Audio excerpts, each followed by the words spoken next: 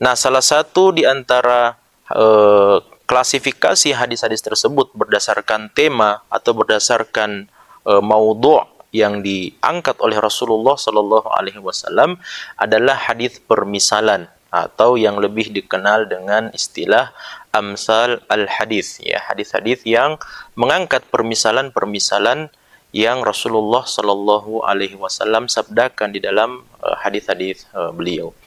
Nah, pemirsa Ruas TV yang dirahmati Allah Subhanahu Wa Taala, Rasulullah Shallallahu Alaihi Wasallam di dalam banyak sabda beliau, dalam hadis-hadis beliau, mengajarkan kita tentang banyak hal, mengajarkan kita tentang kehidupan dunia, mengajarkan kita tentang bagaimana cara beribadah kepada Allah, mengajarkan kepada kita tentang kehidupan akhirat, hal-hal yang dibutuhkan oleh seorang muslim, hal-hal yang dibutuhkan oleh setiap muslim, dan itu semuanya telah ditinggalkan oleh Rasulullah SAW sebagaimana disebutkan dalam salah satu hadis yang sahih, taraktu fikum amrayni, saya telah tinggalkan untuk kalian dua buah perkara.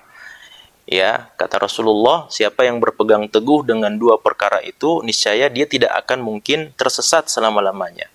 Di dalam sebuah riwayat, Nabi SAW mengatakan bahwa dua perkara itu adalah Al-Quran dan yang kedua adalah sunnati atau hadis-hadis Rasulullah Sallallahu Alaihi Wasallam. Nah, mungkin timbul pertanyaan, mengapa kita harus mempelajari hadis? Ya, mengapa kita harus mempelajari hadis Rasulullah Sallallahu Alaihi Wasallam? Pemirsa Ruas TV yang dirahmati Allah, ada banyak keutamaan yang disebutkan oleh para ulama kita, ya, tentang keutamaan mempelajari hadis-hadis Rasulullah Sallallahu Alaihi Wasallam. Di antara keutamaan-keutamaan tersebut, yang paling tinggi atau yang paling fenomenal dan yang paling urgen untuk kita ketahui, yang pertama adalah bahwasanya hadis Rasulullah Sallallahu Alaihi Wasallam itu memiliki kedudukan yang sangat tinggi di dalam syariat Islam.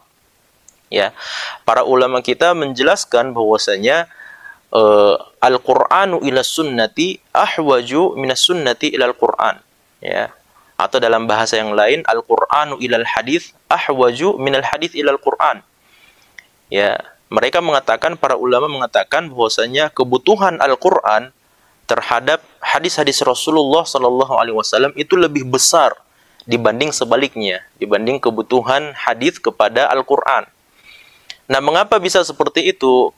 Disebabkan karena Allah Subhanahu wa Ta'ala menurunkan Al-Qur'an, memberikan wahyu kepada kita semua, kepada umat manusia, di mana mayoritas ayat-ayat yang Allah Subhanahu wa Ta'ala turunkan itu datang dalam bentuk yang universal, datang dalam bentuk yang umum, ya, di mana penjelasan-penjelasan atau penafsiran-penafsiran terhadap Al-Qur'an itu nanti dia datang atau dijelaskan melalui sabda-sabda Rasulullah Sallallahu Alaihi Wasallam. Oleh karenanya, bentuk umum yang Allah sebutkan di dalam Al-Quran itu Al-Quran, sehingga Al-Quran menjadi butuh kepada hadis Rasulullah untuk dijelaskan.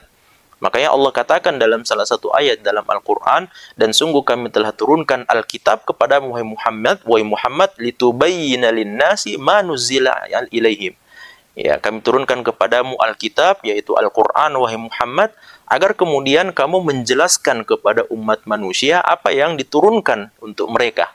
Ya, sehingga apa? Sehingga para ulama mengatakan kebutuhan Al-Quran akan penjelasan hadis Rasulullah itu sangat besar sekali. Ya, yang menunjukkan betapa tinggi dan betapa agungnya kedudukan hadis Rasulullah Sallallahu Alaihi Wasallam dalam syariat Islam. Ketimbang sebaliknya, ya. Ya, sebaliknya, apakah hadis Rasulullah SAW membutuhkan Al-Quran untuk menjelaskan hadis? Tentu saja tidak. Tentu saja tidak. Karena memang fungsi utama daripada hadis Rasulullah, sebagaimana firman Allah yang tadi kita sebutkan, litubayyina linnasi ma nuzila ilaihim, supaya engkau menjelaskan kepada mereka, kepada umat manusia, wahai Muhammad, apa yang diturunkan untuk mereka. Sehingga hadis Rasulullah SAW menjadi sangat urgen dan menjadi sangat fundamental, sesuatu yang harus mau tidak mau harus kita pelajari, dan mau tidak mau harus kita jaga keberadaannya. Oleh karena kalau kita tidak menjaga keberadaan hadis-hadis Rasulullah, itu berarti sama saja kita tidak menjaga penafsiran dan penjelasan Al-Quran yang Allah Subhanahu wa Ta'ala turunkan kepada umat manusia. Nah, di sini muncul poin yang kedua, yaitu dengannya, dengan kita mempelajari hadis Rasulullah, maka agama Islam dijaga oleh Allah Subhanahu wa Ta'ala. Jadi, firman Allah yang disebutkan dalam surah Al-Hijr ayat yang ke-9, Inna nahnu nazzalna dzikra wa inna lahu lahafidun. Sesungguhnya kami Allah yang telah menurunkan az-zikr atau Al-Quran, wa inna lahu lahafidun, dan kami sendiri, kata Allah, yang akan menjaga Al-Quran itu. Nah, para ulama mengatakan, gimana caranya Allah Subhanahu wa Ta'ala menjaga Al-Quran? Ya, di antara caranya adalah dengan menciptakan para ulama, orang-orang yang menjaga Al-Quran dengan menghafalkannya, lalu kemudian mentadabburinya, mengamalkannya, mendakwahkan, dan seterusnya, dan seterusnya. Namun di sana ada jenis yang lain, jenis penjagaan yang lain, yang Allah Subhanahu wa Ta'ala sudah sediakan agar kemudian Al-Quran itu tidak hilang di tengah-tengah umat manusia. Bentuk apa itu? Yaitu dengan keberadaan para ulama yang mendalami, mempelajari, memahami, mengamalkan, dan menyampaikan, mendakwahkan hadis-hadis Rasulullah Sallallahu Alaihi Wasallam. Oleh karena hadis Rasulullah Sallallahu Alaihi Wasallam adalah penjelas, dia adalah penafsir terhadap ayat-ayat yang Allah Subhanahu Wa Taala turunkan di dalam Al-Quran. Kita kan tidak menemukan satu ayat pun di dalam Al-Quran yang mengatakan bahwa salat isyalah kamu 4 rakaat. Itu tidak ada sama sekali. Salat subuhlah kamu 2 rakaat. Nggak ada. Itu semuanya kita bisa temukan di dalam sabda-sabda Rasulullah, di dalam hadis-hadis Rasulullah Sallallahu Alaihi Wasallam.